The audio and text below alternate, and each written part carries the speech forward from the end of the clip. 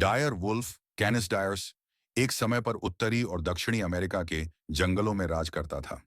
यह भेड़ियों की एक अलग और ताकतवर नस्ल थी जो आज के ग्रे वुल्फ से बड़ी और मजबूत थी। इसकी हड्डियां मोटी होती थीं, जबड़े बहुत ताकतवर होते थे और शरीर मांसपेशियों से भरा होता था। ये बड़े जानवरों जैसे बाइसन, जंगली घोड़े और यहाँ तक कि छोटे मैमथ का भी शिकार कर सकते थे।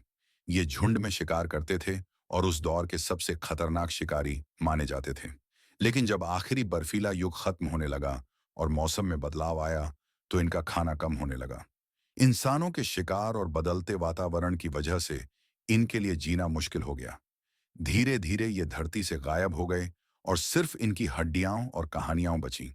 सैकड़ों साल तक डायर वुल्फ सिर्फ इतिहास का हिस्सा रहे, लेकिन आज की विज्ञान की तरक्की ने उन्हें फिर से जिंदा करने का रास्ता दिखाया।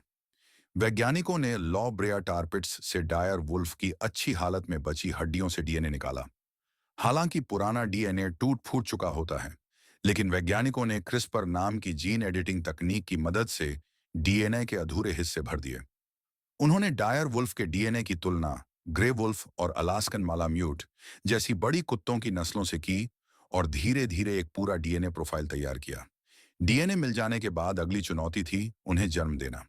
आज के भेड़िए इतने बड़े नहीं हैं कि वो डायर वुल्फ के बच्चों को अपने पेट में पाल सकें।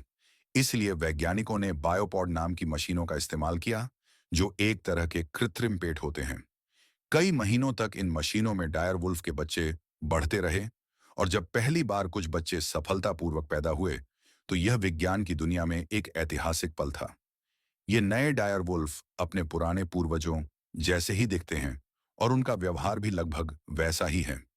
लेकिन वैज्ञानिकों ने उनकी सेहत बेहतर करने के लिए कुछ बदलाव किए, जैसे कि उन्हें नई बीमारियों से बचाने के लिए उनकी रोग प्रतिरोधक क्षमता बढ़ाई, उन्हें आज के खाने के हिसाब से ढाला और उनकी गुस्सैल प्रवृत्ति थोड़ी कम की, ताकि वो इंसानों के साथ सुरक्षित रह सकें। कुछ लोग कहते हैं कि ये असली डायर वुल्फ नहीं है, बल्कि एक नई नस्ल है, लेकिन उनकी ताकत और अंदाज वैसा ही है जैसा सदियों पहले था। उनकी वापसी से कई सवाल खड़े हुए हैं।